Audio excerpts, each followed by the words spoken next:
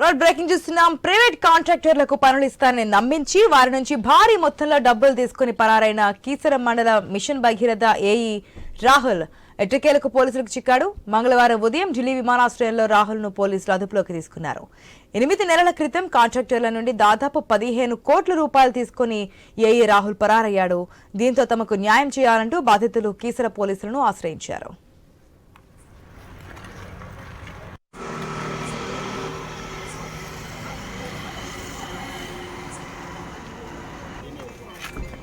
వాళ్ళ భార్య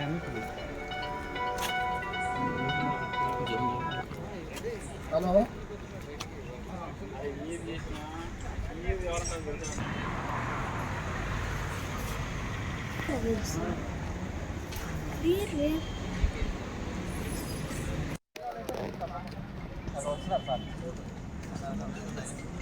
తొందరగా సార్ ఆయన కూడా వస్తున్నాడు. రాములు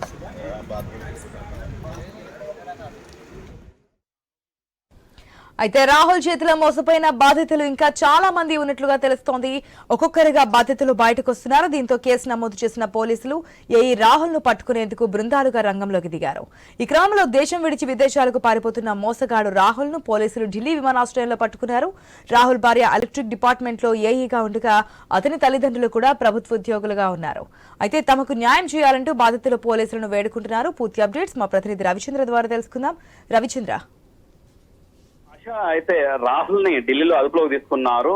ఢిల్లీ ఎయిర్పోర్ట్ అదుపులో తీసుకొస్తున్నారు, హైదరాబాద్ తీసుకొస్తున్నారు. అయితే కీసర్లో ఈయన మీద కేసు నమోదైంది. కీసర్లతో పాటు మిగతా పోలీస్ స్టేషన్ లో కూడా కేసులు నమోదు చేశారు. ఒకరు కాదు, ఇద్దరు కాదు, సుమారు 20 నుంచి 25 మంది బాధితులు ఉంటారు. అందులో ఎక్కువగా కాంట్రాక్టర్లు ఉన్నారు. కాంట్రాక్టర్లకు మీకు పనులు ఇప్పిస్తాం అంటూ ఈ విధంగా రాహుల్ నమ్మబలికించారు. దీంతో చాలా మంది దగ్గర కోట్లు తీసుకున్నారు. ఈ విధంగా 15 కోట్లకు పైగా ఉడాయించినట్టు ఇప్పటి వరకు వస్తున్నట్టుగా బాధితులు ఇప్పటి వరకు వచ్చినట్టుగా కాంట్రాక్టర్ చెబుతున్నట్టుగా అంశాన్ని ఈ విధంగా చూడొచ్చు. అయితే రాహుల్ మిషన్ భగీరథలో ఏఈగా పనిచేస్తున్నారు. రాహుల్ భార్య ఆమె కూడా ఏఈగా పనిచేస్తున్నారు. ఎలక్ట్రిసిటీ డిపార్ట్మెంట్ లో ఏఈగా పనిచేస్తున్నారు. అటు నాకు 2 డిపార్ట్మెంట్ తెలుసు, ఆ డిపార్ట్మెంట్ తెలుసు, ఈ డిపార్ట్మెంట్ తెలుసు. దీంతో ఇందులో కాంట్రాక్టర్ ఉంటే అందులో కాంట్రాక్టర్ ఉంటే మీకు నచ్చిన చోట కాంట్రాక్టర్ ఇస్తామంటూ దాంతో పాటు కొంత ఉద్యోగాలు కూడా పెడతాం. నాకు తెలిసినట్టుగా కాంట్రాక్టర్లు ఉన్నారు, నాకు తెలిసినట్టుగా ఉద్యోగులు ఉన్నారు. మీకు అన్ని రకాలుగా ఆదుకుంటామంటే ఏ రకంగా అవైలబుల్ ఉంటే ఆ రకంగా కూడా దోచుకున్నాడని చెప్పుకోవచ్చు. దీంతో 15 కోట్లకు పైగా ఈ విధంగా ఇప్పటి వరకు ఉన్నట్టు లెక్కలు. ఇది ఇంకా పెరిగేటువంటి అవకాశాలు ఉన్నాయి. దాంతో పాటు ఈయన బాధితులు కూడా ఇంకా పెరిగేటువంటి అవకాశాలు ఉన్నాయి. కొన్ని పోలీస్ స్టేషన్లు ఇప్పుడు ఎఫ్ఐఆర్ నమోదవుతున్నాయి. అయితే అంశం ఇప్పుడు రాహుల్ బాధితులు కూడా చెప్పేది ఏంటంటే ఆ బాధితులు కూడా మిగతా వాళ్ళు కూడా ముందుకు రండి, మిగతా కాంట్రాక్టర్ కావచ్చు, ఇలా ఉద్యోగాల కోసం వచ్చినట్టుగా వాళ్ళు కావచ్చు, అందరూ ముందుకు వస్తే బాగుంటుంది, అందరికి న్యాయం జరుగుతుంది. ఎందుకంటే దీని మీద ప్రభుత్వం ముఖ్యంగా పోలీస్ డిపార్ట్మెంట్ విచారణ చేపట్టేసి యాక్షన్ తీసుకోవాలి, మాకు న్యాయం చేయాలి. ఎందుకంటే మా దగ్గర నుంచి చాలా డబ్బులు తీసుకున్నారు, దాంతో పాటు మమ్మల్ని కొంతకాలం నుంచి కాంట్రాక్టులు ఇప్పించకుండా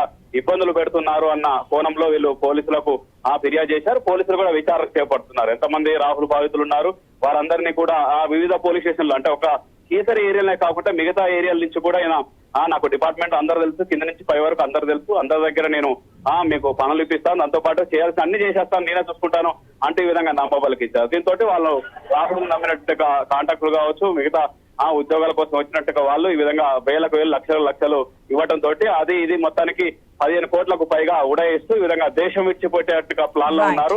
అయితే లుకౌట్ నోటీసులు జారీ చేసినట్టుగా పోలీసులు ఢిల్లీ ఎయిర్పోర్ట్ లో అదుపులోకి తీసుకొని హైదరాబాద్ తీసుకొస్తున్నారు. ఆశా.